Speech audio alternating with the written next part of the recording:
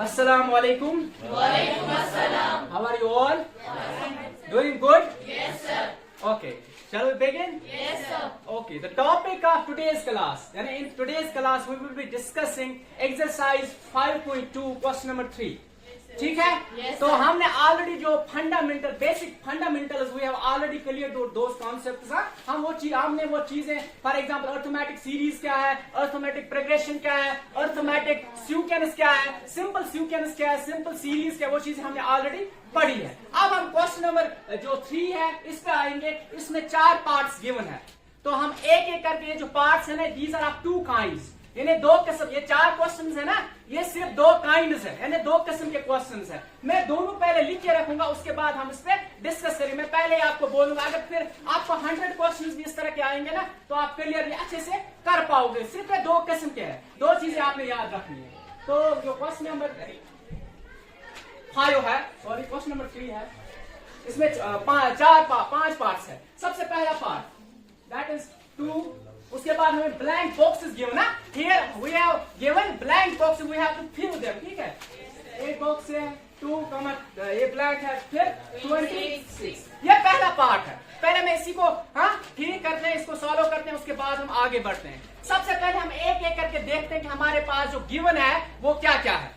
सबसे पहले ए गिवन है, क्या है 2. पहली टर्म होती है ए, दैट इज 2, वो गिवन है. इसके बाद एक और चीज गिवन है an, लास्ट टर्म, जिसको an भी बोलते हैं, जिसको nth टर्म भी बोलते हैं, l भी बोलते हैं. ठीक है, ये 26 है. क्लियर ये?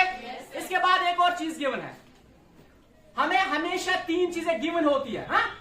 हमें एक चीज ढूंढनी होती है, तो हमारे पास 3 चीजें हैं. जरा इसमें थोड़ा बहुत ध्यान दो. एक और चीज गिवन है, वो है n, यानी नंबर ऑफ टर्म्स. कितनी टर्म्स है?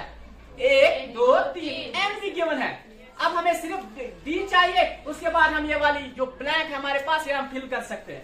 सबसे पहले जो कुछ गिवन है वो हम लिखेंगे. ठीक है, तो हमारे पास सबसे पहले वी हैव ए किसके बराबर, इसके बाद ए एन किसके बराबर 26. इसके बाद हमारे पास एक और चीज है, वो है एन. एन हमारे पास 3 है. आफ्टर दिस जो कुछ हमने लिखा, इसके बाद है we will go through the formula. जो फार्मूला हमारे पास है A N is equal to A plus N minus 1 into D. ये किसने दिया था? Leonhard Euler. मैंने बोला था शायद यूलर ने दिया था ये फार्मूला. यानी नाउ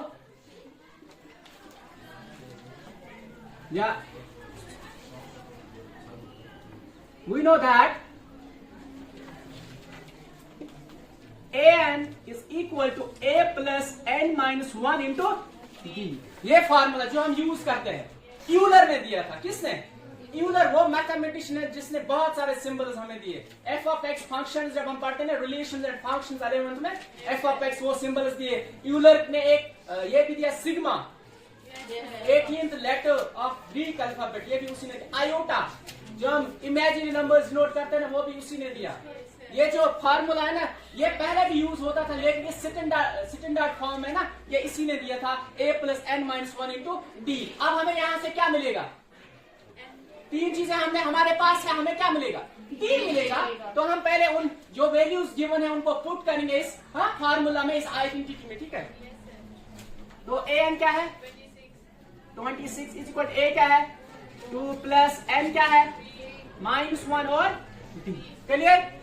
एक एक करके फिर से तो जो जो कांस्टेंट है ना, उसको इस तरफ लाएंगे. पहले ये जो ब्रैकेट है ना, ब्रैकेट इसको ऑफ करेंगे. जो हम छोटे क्लास में भी पढ़ते हैं, पहले ब्रैकेट इसे ऑफ करते हैं.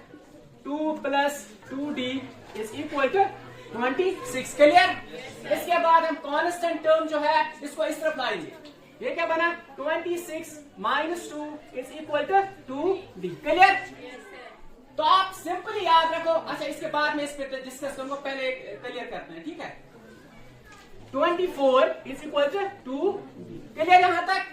इसके बाद ये जो कोएफिशिएंट है, ये d के साथ जो कोएफिशिएंट 2 है ना, तो ये डिवाइड होगा. यहाँ पे मैं लिखूंगा 24 divide by 2 is equal to d. Clear यहां तक?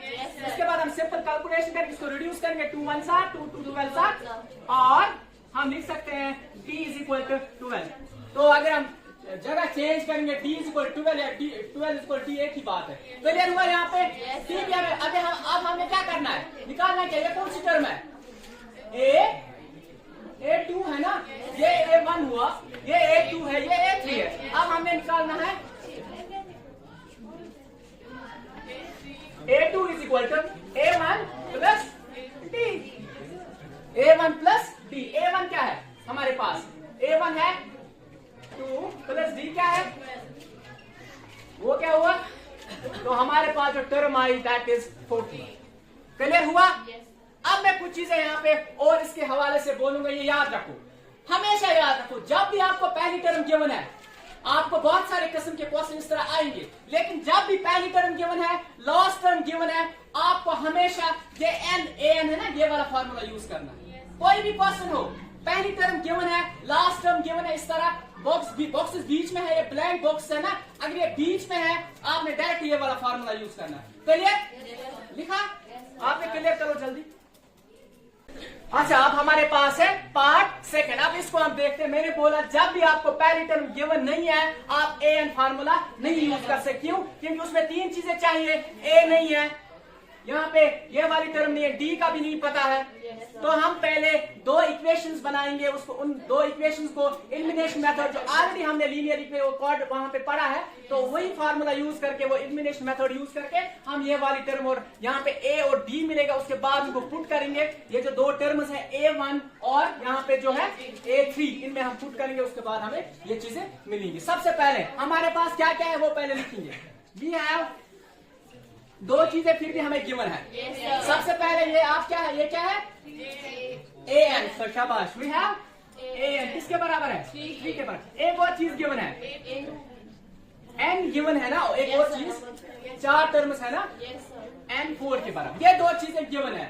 लेकिन हम an फार्मूला से के थ्रू नहीं जाएंगे, हम करेंगे काम, हम इक्वेशंस बनाएंगे। हमारे पास A2 किसके बराबर है, 13 के बराबर। इसके बाद A2 किसके बराबर होता है, A plus D is equal to, ये पहली इक्वेशन बन गई। क्लियर? इसके बाद मैं बनाऊंगा इससे एक इक्वेशन, A4, यानी A4 किसके बराबर है, A4 इज इक्वल टू 3। एक ही बात है, ये भी एक ही बात है। यहाँ पे A3 हमें मत पता है, तो हम करेंगे A प्लस 3D, ये भी यही 3 दफा ये जो कॉमन डिफरेंस है वो ऐड हुई, हमें तीसरी टर्म मिल रही है। अब ये इक्वेशन कौन सी है, सेकंड।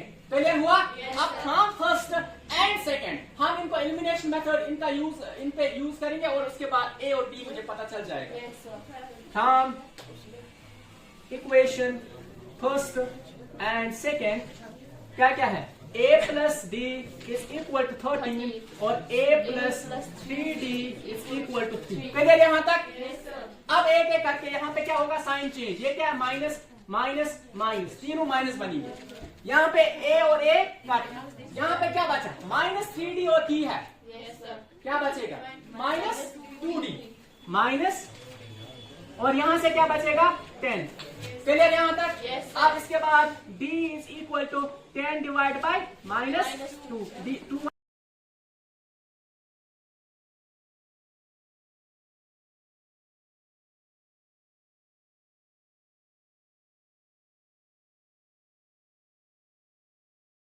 ये हमारे पास ये भी तरीका है कि I will put D is equal to -5 in equation 1।